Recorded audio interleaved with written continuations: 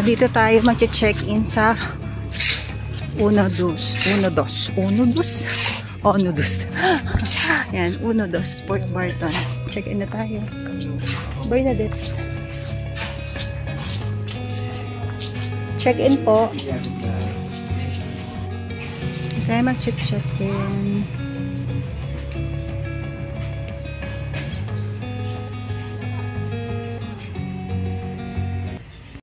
So, ito ang ating room, number 6. So, ang cute, no? Cabin style. So, pasok tayo. Room tour. Cute. Ayan. May fan. May aircon. Simple lang ang lights. Ayan. Filipino vibe na kwarto. And, ayan. Wait lang.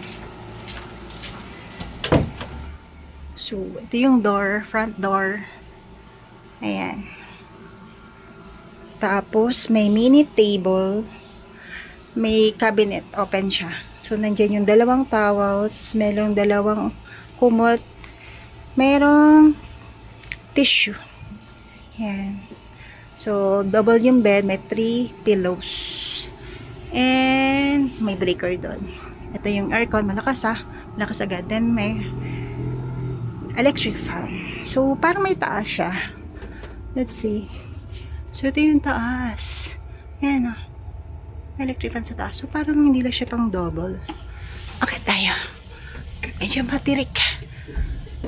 Medyo mainit dito sa taas. Tapos may additional room. Additional room sa taas. So this one, medyo matirik, ang hirap umakyat. So ito, ayan. So pang 3 packs actually. Ayan, actually pwedeng 4. Ayan, medyo mainit pa dito sa taas. Ayan, may electric fan din naman. So, ayan siya. Ganda, diba? Ganda ng room.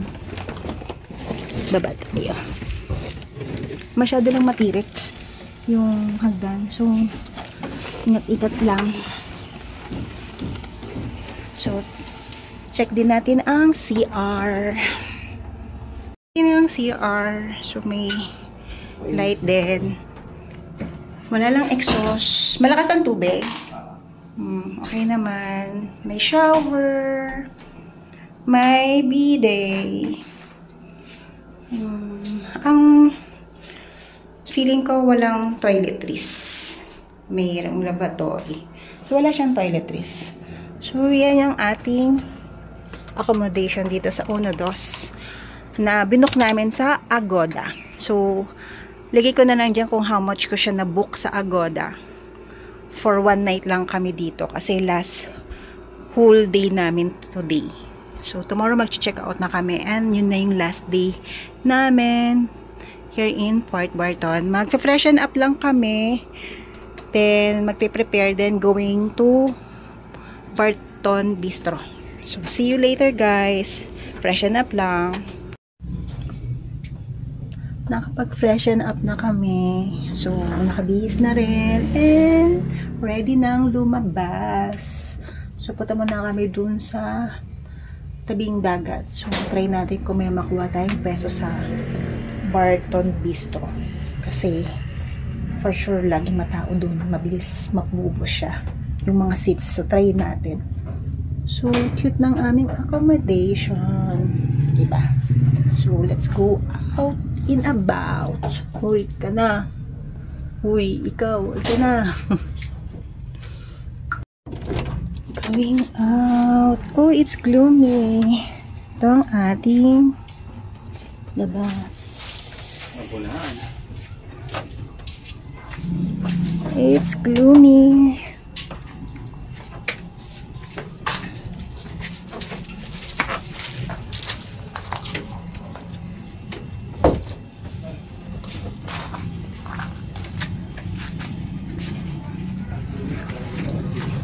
Go. Sa go.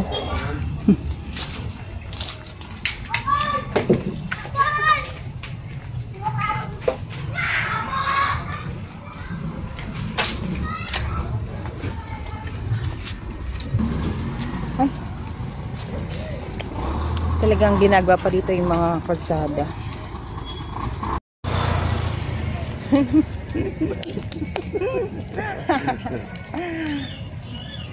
Ang gabong.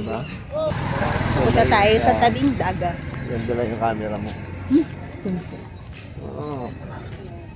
To, sana all maputi. Long Beach, bukas ma'am.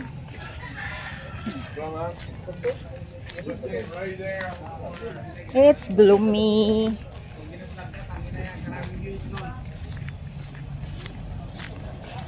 Sana may pesa pa tayo sa bistro. Kasi laging matao. Singit tayo. Pilitin natin makasingit. Kasi last night natin here in Port Barton. Doon tayo mamaya tayo kumain ng dinner.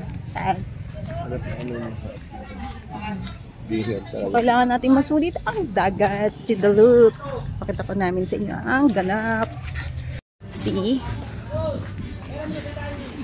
Ganda ng dagat, diba?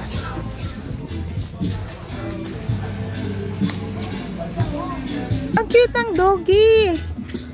Try natin i-zoom. Ayun o, ang cute o. Ito, try natin i-zoom si doggy. Ayun. Ayun, ang cute ng doggy. Wait lang. Bibili ka lang ng suka. Hello baby. Mataas pa si Haring Araw. Dami pang parating na bangka. Let's go. Puso dito ang mga braid. Pag-braid ng buhok. Unlike sa Bora, pumapasok ka pa lang. Kulang na lang. Braid lahat ng buhok mo. Sana may pwesto tayo sa bistro. Bitin pa dun sa Para tong Hawaiian Beach. Daming Sabi ko nga sa inyo, kami ang alien dito. Welcome to Europe. Ang peg lang, kami lang ang Pilipino. Oh, di ba? Hindi ka na. Kami. Sana yung doggy nakatabi kay ate. Ang cute.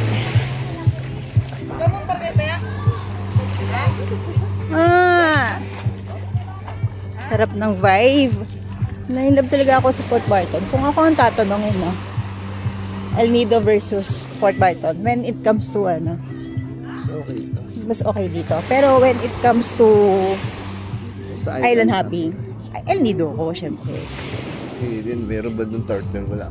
Port, no? Parang may, one time, hindi, no? Sa, hindi, meron tayong nakita sa Honda Bay. Yes, naligaw lang. Daming aso talaga din.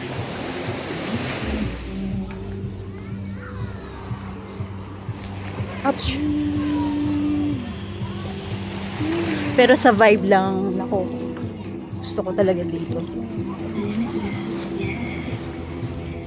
Likewise sa food. Ito kasi, ang kasi di mo makikita ng ganyan yung El Nido port.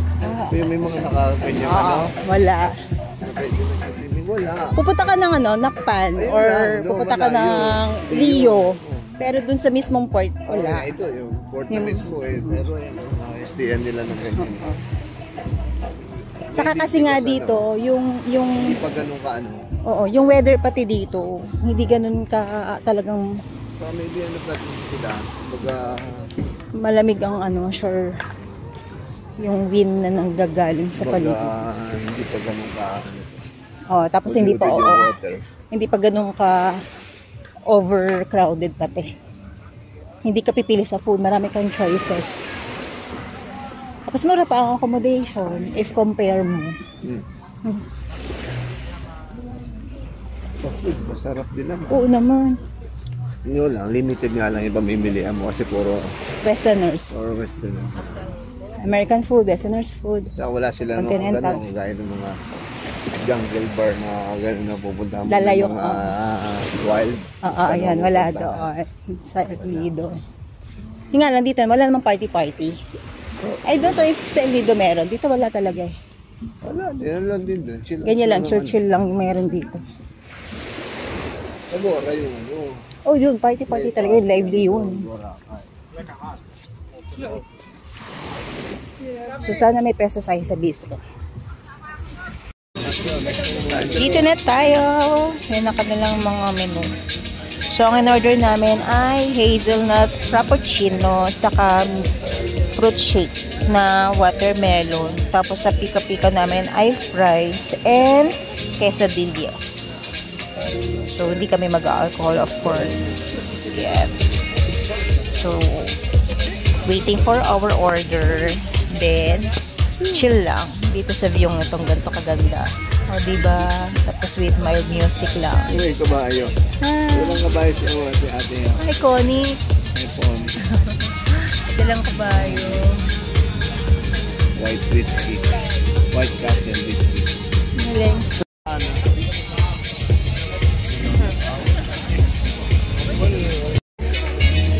Fries and watermelon shake. Waiting na lang sa quesadillas. Sausawan ng fries ay simple lang. Ketchup. Ay, walang sunset, no? Gloomy kasi. Walang sunset. Masarap? Sarap? Sarap na sarap ang ako dito. Kasi, fresh lang. Freshly, ano lang yan eh. Hindi ba?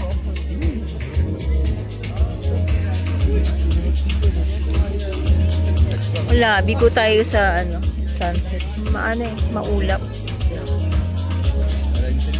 Quesadillas. Ito ay parang cheese with chicken. And tingnan naman yung hazelnut frappuccino. Bonggay. Tinalong aking juice. That's it, guys. Tikman natin. Sarap ng fries. Ang amoy, nalalatahan mo na. Ha? Bakit? Ano, yung totoo. Takot naman ako. Nalalatahan mo na ngayon. Bakit? Ano to? Ito yung ano. Yung dip niya. Okay naman sa akin. Di ba wala naman sinabi pa? May something kaya kung... Dati nalamin mo lang ngayon, nalalatahan mo na. Iba yung gusto mong pahiwatig. That's it.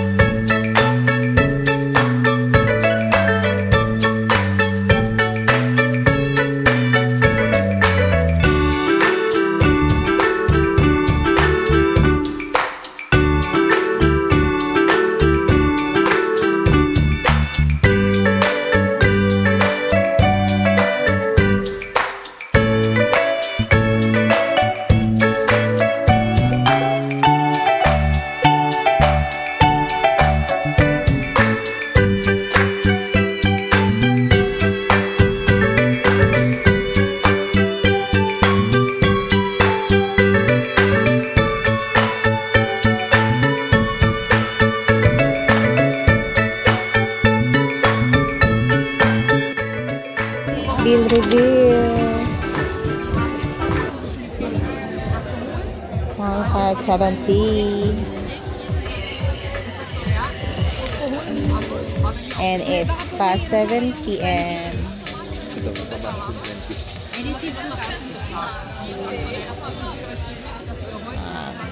Kamay pa ng konti din. Pauwi na kami mamaya.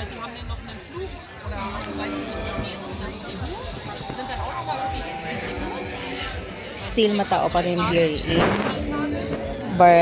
Barton Bistro. Siguro mga 30 minutes na lang kami tatambay and uuwi na din. Magpapahinga na. Uuwi na kami. Tapos na kami dito sa may dagat. So, Lakad muna tayo guys. Magtatagtag ng kinain at maraming kinain. Bili ko sa aso eh.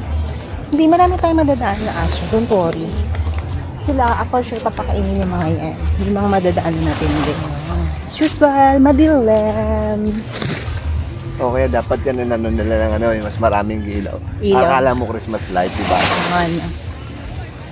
Yung mga nagbiblink-coin lang yan. Okay na. Mas tabi-tabi sila. And medyo mainit ngayon. Hindi mahangin. Unlike yung isang araw na tumambay tayo dito sa may dagat. Mahangin. Malamig ang hangin. Ngayon, wala. See the look, the blinkers. Ha? Hindi na tayo dito. Dito na. Saan ba? Doon, pwede na doon. Doon na lang mas maliwanag. Kaya lang yung water. Ano water? Wala ba doon dadaan? O sige, dito na lang. Para may mabili tayong tubig. Dito tayo dumadaan lagi. O sige, dito na lang. Talaga dito, slides. Hirap paglakad ha. Pili tayo ng bottled water. By the way, yung aming accommodation, walang toiletries. Walang shampoo, walang sabon. Ha? Ano yung head and shoulder? Itong asawa ko din nakikinig. Ang sabi ko, yung accommodation namin ay walang provided na toiletries. O, yun. Actually, most of accommodations. Bamboo House Restaurant. Ito, cute din to. Ayan. Bigat ng kailangan natin puti. Yung puti, alam mo mabigat doon? Yung quesadillas. Quesadillas. So nga. Pero overall, masarap ang food.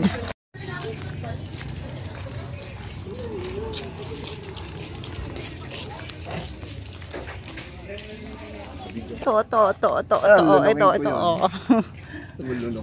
Ay, nako. Baka tayo lumagpas.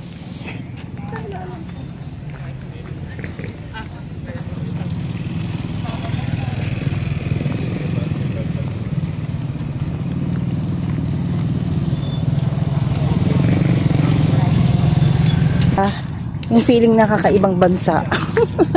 Ganda ng feeling dun sa may port, sa may port, sa may bistro. Kasi, alienated ang vibe. Lahat, pati tugtog, hindi ka makarelate kasi western vibe. Yung food, ganun din. Yung mga nakatabi mo, mga lagwahe, hindi mo maarok. Hindi mo maintindihan. Kasi lahat sila westerners. Kami lang ang naligaw. So in short, kami ang turista, hindi sila.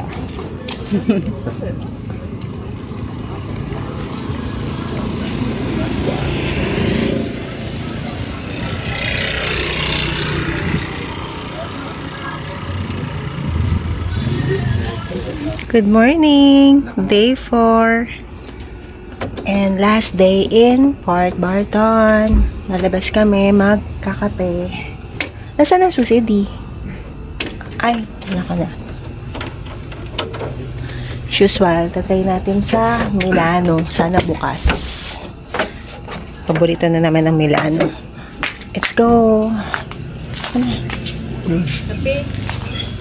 Ay, okay lang. Sige pa. Trying mo.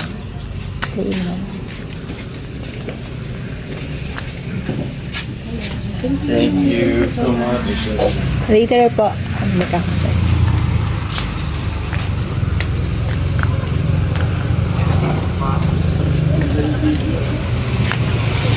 Oh, it's open. Finally.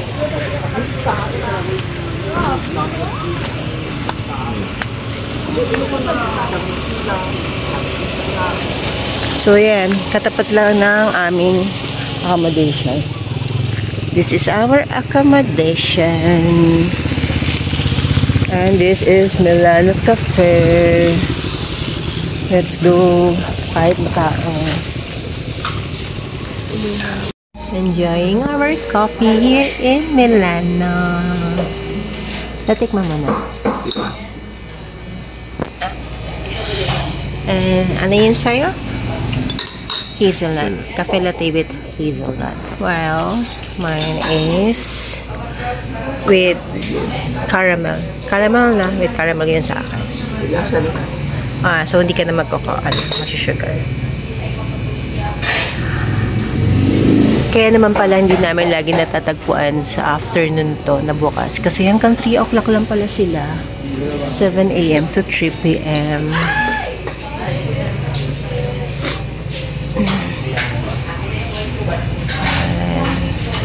It's sunny day outside. And this is our panini. Yung pork cheese niya. Favorite namin to. So, malaki siya. So, yun natin, panahati lang namin sa dalawa. So, ang kape ay worth 160. Actually, ito yung pinakamura na kape dito. 210 lang. 210, sorry. Pero mura na to. Flavored. Unlike dun sa iba, mas mahal. Pero mas quality to for us, ha. Tapos, ang pastries nila, gustong-gusto namin. And, malaking serving yan, ha. Kahit ganyan kala mo maliit. Pero, nakakabusog. Kasi, it's ciabatta bread. Sarap ng nila. Pastries here. Checking out.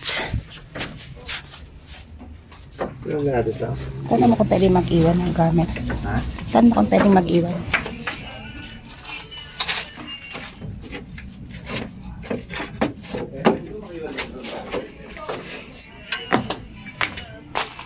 Thank you po. Thank you, ma'am. Thank you. Balikan na lang po namin. Thank you.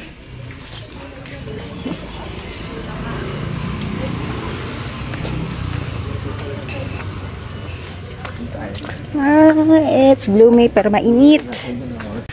Checking out. Lakas ng aircon nila, saka comforting. Yung 1, 2. Yun lang, wala masyadong toiletries available. Saka walang free water. Pero alam ko may free coffee. Still open pa ang Milano Cafe. Pero mamaya 3 PM close na sila. Check lang muna natin yung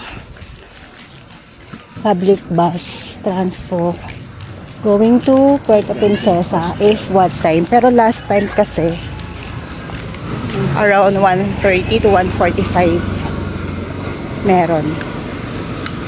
So tanong na lang kami. It's so mainit.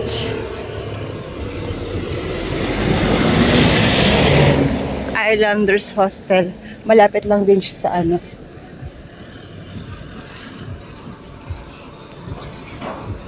sa terminal. Ayun, di meron. Pero tan mo anong oras? Ayan o. Camp Backpackers. Malapit lang dito sa Port Terminal. Ay.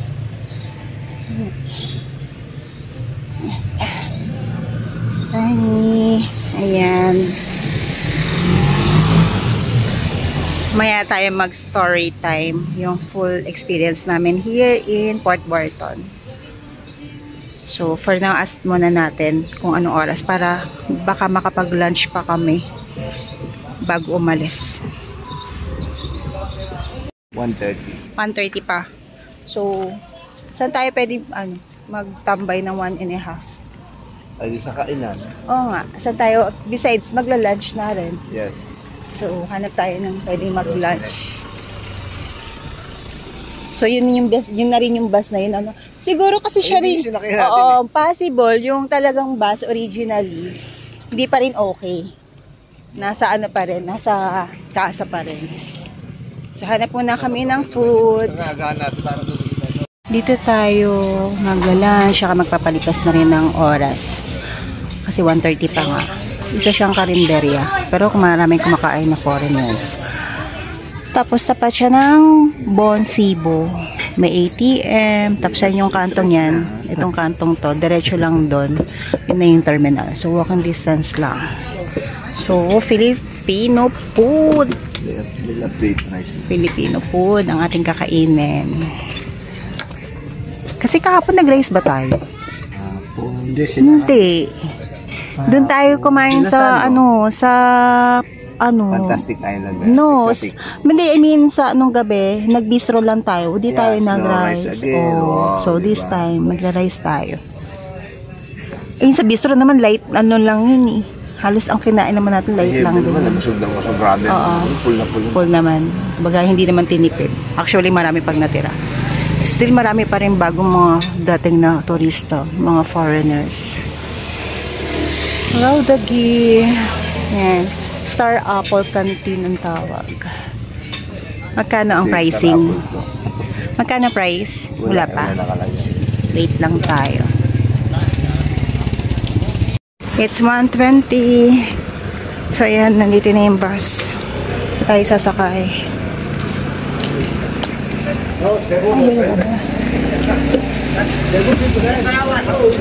Yeah. Meron pa?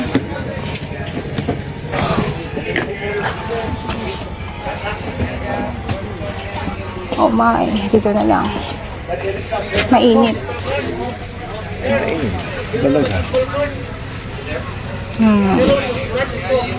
So, ayan yung bus going to Puerto Princesa. So, bumaba muna kami, panandaday ng gamit namin para makapagpa-reserve kami ng seats habang nag-aantay. Kasi, for sure, mga past 1:30 to 1:45 pa to aalis. Ganun yung biyahe niya. Like, nung nangyari sa amin last time, ganun, 1:45 umalis. So, while waiting, let's do the recap for our 4 days and 3 nights here in Puerto Princesa. In Port Barton. So, transportation-wise, ang talagang way to go to Port Barton is from Puerto Princesa kayo, dalawang way. One is from sakay ka ng van or the one is yung bus to from Terminal Irawan. So, ang usually yung lakad nan ay 9 AM and 12 in the afternoon or 1 PM. Ganun nag-range. Pero better sa inyo, advice ko, mas pumunta kayo ng ahead of time para hindi kayo maiwan. So, syempre, sa pricing, mas mura ang bus. Half the price. So, 250 versus 500 pesos. Pero yung travel time, same lang. Nasa 4 hours drive. And another, if manggagaling ka naman ng El Nido going to Port Barton, meron din van. Pero sa kanila yata van na. So, ganun din yung tagal ng biyahe. 4 hours din. Tapos, ang pricing nasa 500 pesos. And if naman going from San Vicente, kung ang entry point ay San Vicente, like halimbawa kasi meron dong airport na biyahe. So, if ang ginagawa nila na pag naka-airplane ka, ang babae San Vicente Airport, walang bus or van. So, ang sinasakyan ay tuk-tuk. So, expect yung bumpy ride kasi hindi pa maganda ang kalsada ng Port Barton. San Vicente to Port Barton. And another way is to ride a taxi boat. Yun naman yung sasakay ka ng bangka o ferry. Pero mas pricey yata yun. Pero parang hindi naman parang halos pareho lang din. Ang travel time same lang din. Ganun din katagal. So, may mga different entry point. And another about naman sa accommodations, marami here. Maraming mura. And mostly nag-o-offer ng non-air conditioning, yung electric fan lang. For us kasi 2 times naman naranasan na and naging comfortable naman kasi malamig. Basically kasi ang weather dito ay malamig. Hindi naman malamig. Meron meaning sa gabi, comforting, hindi ma-humid, hindi ka papawisan, kahit electric fan lang. Tapos yung pagkakagawa ng mga rooms dito at accommodations, malamig sa pakiramdam. So for us, okay. Kasi mas mura talaga ang electric fan. And please expect, wala dito yung mga 5-star hotel, walang ganun. Kasi small village pa lang to, small town. Actually, it's only one of the barangays of San Vicente. So, mga ino-offer dito ay mostly ay homestay, inn, boutique hotel, ganun. So, ang pricing nagre-range ng 1,000 to 2,000 above, ganun lang. Pero wala pa naman so far kami nakitang 5,000. Unless yung mga may bagong i-construct or soon na mag-offer na mas mahal or high grade na accommodation. Pero so far for now na ganun to pa, okay naman siya. And expect din na ang bawat accommodation ay halos wala masyadong toiletries, so bring your own. Pero they offer towels. Yung iba nag-offer ng free drink or yung free coffee, free water. So, ano lang, yun yung check na lang sa amenities na ino-offer. Pero I suggest pag nag-book kayo, better i-check nyo yung kung kailangan nyo ng stable wifi ha, or internet ha. Kasi usually ang talagang matatag dito na internet provider is Starlink. So, if ang accommodation nyo ay may Starlink, for sure hindi kayo problema sa internet access nyo or wifi. So, if mag-work pa rin kayo habang nagta-travel, for sure dapat yun ang una nyong i-consider while booking. Tapos, mostly dito, yung iba, naka-base lang ang pagbubook. Hindi, minsan kahit walk-in, wala. I mean, hindi naman lahat. I mean, yung mostly dito ng mga naka-relay lang sa booking through app like booking.com or Agoda. So, better. Yun ang dun kayo mag-book. Pero kami, kasi nga nasanay naman kami, kapag malakas ang loob namin mag-book on the spot. So, carry naman. Okay naman.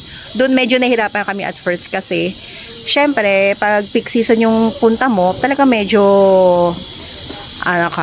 hassle para maghanap ng accommodation. Doon may makikita at may makikita ka. Pero don't expect na may makita ka na maganda, nasa ganap yung area niya. So, mapapalayo ka. Like, yung may isang accommodation namin, medyo malayo siya. Nasa 10-minute walk going to Port Barton Beach, diba? So, isa yun sa consideration na dapat i-check. And when it comes to food, meron namang pag talagang vegetarian ka, may Filipino karinderya here, nag-worth na katulad yung kinainan namin, kumain kami doon ng 2 packs, 240 pesos lang. So, typical na karinderya. So, set your expectation na karinderya siya.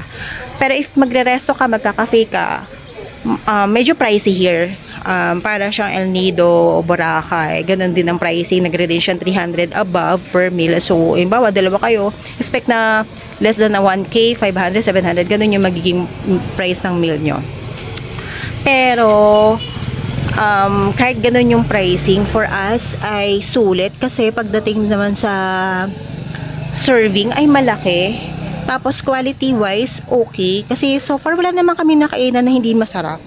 Kasi yung ino-offer nila, talagang mostly ha. 90% of the restaurants here are offering Western cuisine, American cuisine, and continental. Yun. Kung gusto mo makakain ng mga Filipino food, pumunta ka sa mga karinderya. That's the reality.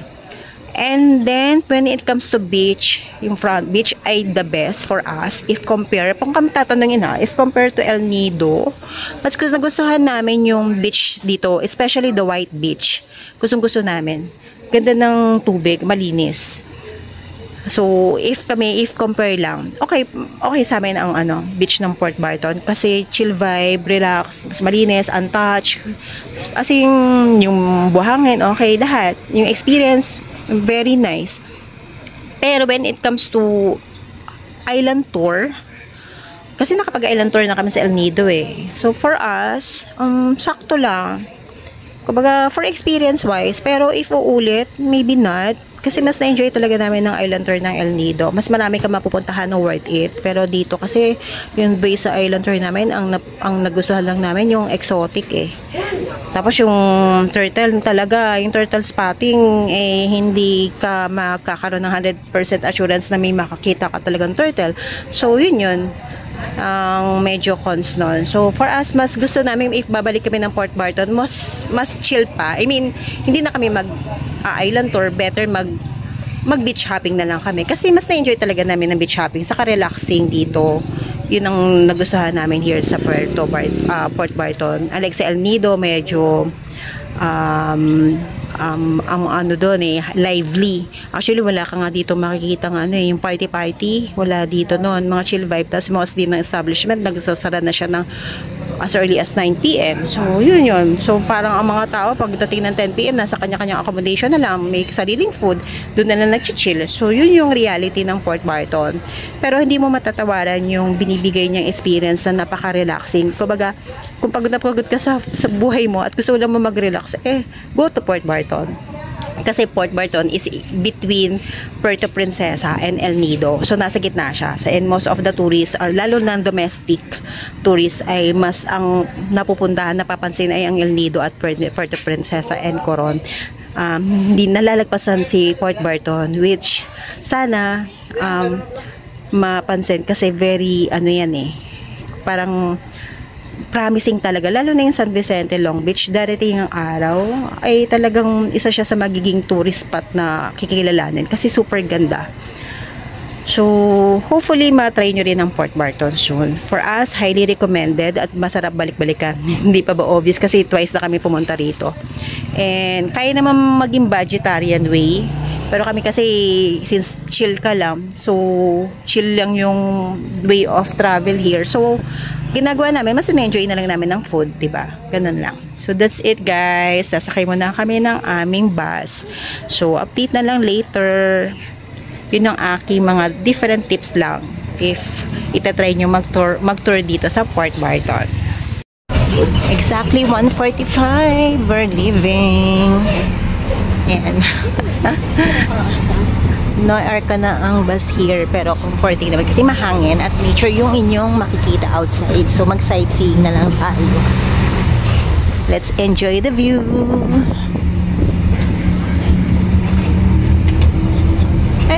Bumpy. Tingnan nyo guys, napapalibutan to ng mga hill, bundok. Yan. That's why medyo malamig here sa Port Barton. Yan. O, diba? Ma-nature kaya malamig. Yan, pa-hill. Diba? Bumpy. Hihiluhin ko kayo. Yan.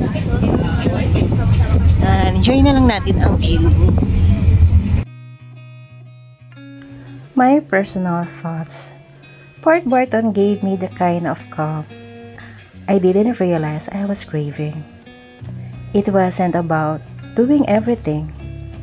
It was about slowing down, being present, and appreciate the little things, like cold drinks after long walks, laughter in the simple rooms, and the quiet comfort of the sea. What I gained from this trip wasn't just new experiences, but a softer mindset that it's okay to pause, to let go of the rush, and to just be. The memory that will stay with me the most, that is morning hike to Jungle Bar.